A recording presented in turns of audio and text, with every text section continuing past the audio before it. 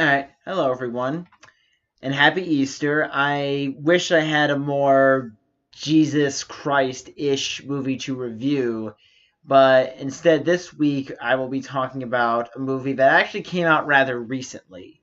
I'm talking about the runaway smash hit film The Disaster Artist, which was based off of Greg Sestero's best-selling book about his experiences with making The Room, which, for those of you who don't know, The Room is a 2003 cult film directed, produced, written by, and starring the world's biggest weirdo and alien slash question mark of a man himself, Tommy Wiseau. And the book, The Disaster Artist, and the movie explores the making of The Room, and it's all from the perspective of Greg Sestero, and it's about his experiences, his friendship with Tommy, how they met, how this all happened, and inevitably the end result and what happened once the movie was reviewed and released, and how the public's reaction was. And I've seen The Room. I've seen this movie. I've not read the book yet, but that's definitely a book I would love to see if I could find somewhere at like whatever bookstore happens to be around my house. I'll probably go over there and try and find it, or I could probably order it offline or something. I'm probably gonna try doing that this week because I think it's about time I read the book. Um, so if you haven't read the book and you want to see the movie, you're definitely gonna enjoy it, especially if you've seen The Room and you know about if you know about The Room like I did before this movie came out. You're really going to enjoy the hell out of this movie.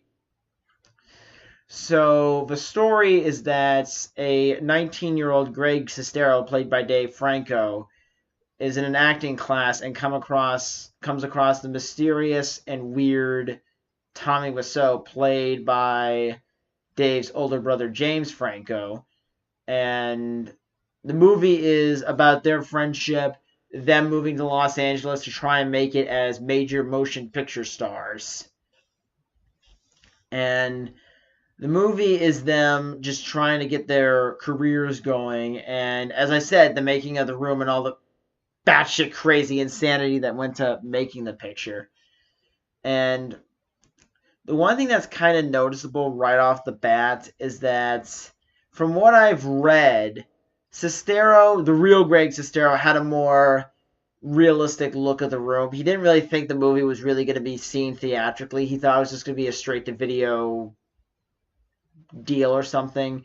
But in the movie, he's portrayed as sort of this wide eyed, innocent, idealistic young man.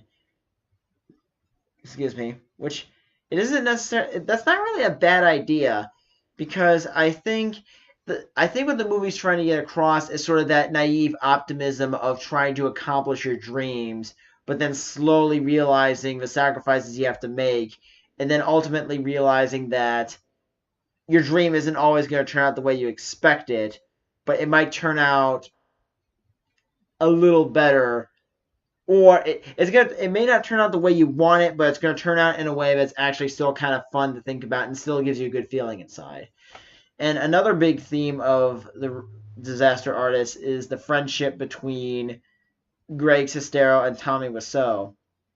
And the chemistry between Dave and his brother James Franco, it's like you don't really get the sense that I think the fact that they're brothers and that they're both good actors, I think that really works well with getting the tension and angst and the rivalry between them going pretty well. Because if you see throughout the movie, there are so many times where it seems like Greg is having things come to him a little more easily and a little more smoothly, and Tommy is getting tossed aside and ignored. So there is a legitimate test of their friendship, and there's even a point where the friendship reaches a breaking point, and you think that they're pretty much done. And I'll get to that in a minute. That's what I'm talking about gets addressed near the last third of the movie. Um, so when the movie, it's sort of like the Big Lebowski in the sense it's like Big Lebowski meets Ed Wood in the sense that it's about a bad movie maker, but it's so weird and odd and bizarre that it's hard not to love it. And it has a very surreal sense of humor. A lot of that surreal humor is born out of the antics of Wiseau. And a lot of people felt that this movie shied away from the fact that Tommy Wiseau was sort of this weird douchebag. And the movie doesn't really shy away from it. I mean, there are scenes where he's pointing out a girl's acne and is calling her body ugly right before they're about to film a scene together, a sex scene. He refuses to give water and a proper bathroom to his crew, reserving one for himself. There are so many times where he treats people poorly, shows up late, and it's just a total. He's probably one of those people. I would not be surprised if there are a lot of people on set that just wanted to see Tommy, get killed or beaten up during the making of the movie because he was so insufferable to work with. And the movie does go into it. It doesn't hint at it. It goes into that, and it does a very good job at getting you to see that this guy is basically a nutty jerk. You know, he's.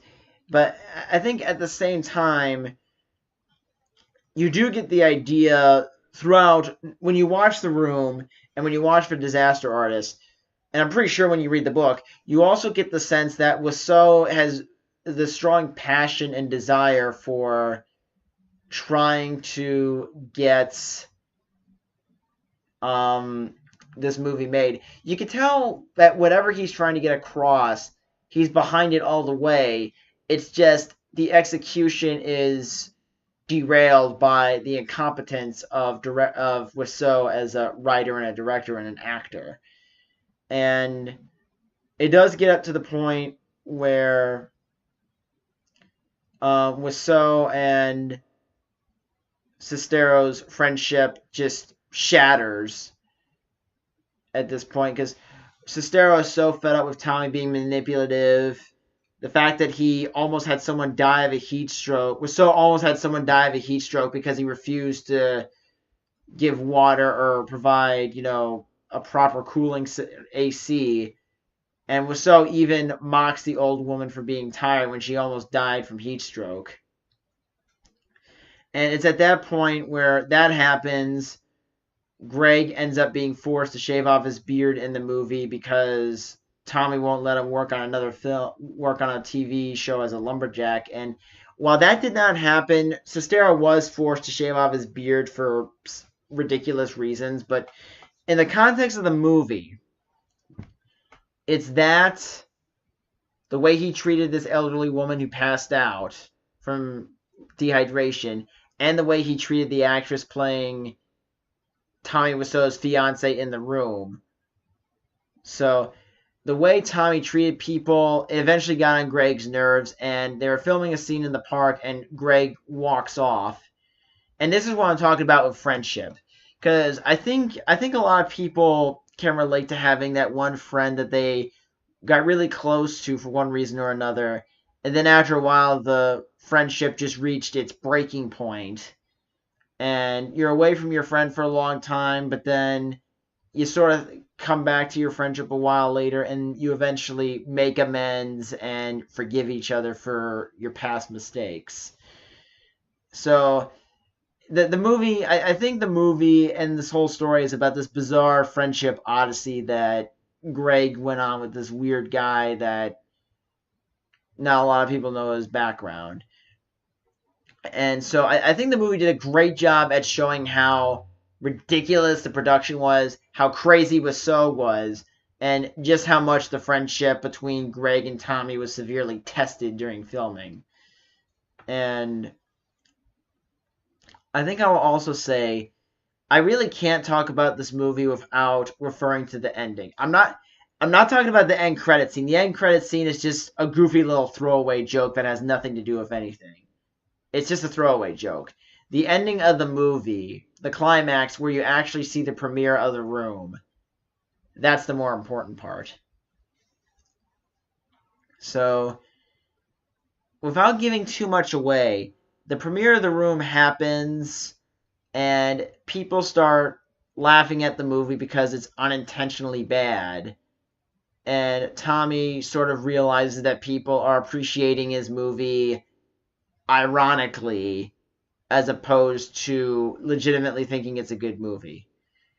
And the problem with that is, in real life, okay, The Room is so famously known for being hilariously awkward and bad unintentionally, but the reaction of this audience is that they find it funny almost immediately after seeing the movie. But if anyone knows about the story of The Room, is that most of the people walked out or were disgusted, and not many people sat and watched the movie to the very end. It wasn't until several months later when a college student watched the movie and started spreading the word around. The Room is viewed as a hilariously bad movie, but that wasn't the initial reaction. The initial reaction was disgust and resentment. The idea of it being an unintentional comedy and a fun bad movie to watch, that came out, that was a reaction several months later and is still thought of even to this day. And I think what makes this movie even more interesting than something, say, like The Disaster Artist, well, I mean, okay, I think what makes this movie more interesting than another movie that's kind of like it, Ed Wood, is that Ed Wood, even though the character Johnny Depp portrays Ed Wood as this interesting kid trapped in a man's body who's kind of goofy, I think what makes Wiseau more interesting is that the people making this movie clearly understood that Wiseau was a guy who just wanted to get his dream done, but he's more interesting than the Ed Wood in the Ed Wood movie because Wiseau has more faults. He's not always the nicest person, but he still has that passion to get something done. And I think Wiseau is a harder worker than Ed Wood because Ed Wood usually would just shoot a scene once and then just go with the first take. But there's still that sense that Wiseau doesn't really know what he's doing. And there's a lot of funny scenes in this movie. I think it's a great movie. If you know about The Room, or if you've seen The Room, if you've seen Nostalgia Critic's review of it, or one or the other, or both, you're gonna love this movie. You don't necessarily have to have read the book in order to enjoy this film. If you go into this movie completely blind, it's probably gonna leave you the way most people left The Big Lebowski when they first saw it. But I still think this is a great movie to watch, and I also read recently on Facebook that there's news that they're trying to turn The Room into a Broadway play, which I think is getting a little ridiculous. I mean, The Room is a very funny movie to watch unintentionally, but I think The Room fanfare can basically stop with this movie. I don't think we need any more interpretations of it. You know, it'd be kind of like if people saw the movie Ed Wood, saw all his movies, and then tried to make a movie and then try to make a play out of Ed Wood. It's like it's getting really ridiculous. But the movie is still a fun film to watch. I highly recommend it, and I guarantee you, watching this book or watching this movie after knowing about The Room, it's probably going to be just almost as funny as The Room was. You know, like difference is this movie is intentionally funny. So thank you all for watching, and I'll be posting a review next week of Ready Player One. Either next Sunday or the Sunday after that, I'll be posting my review of that movie. See ya.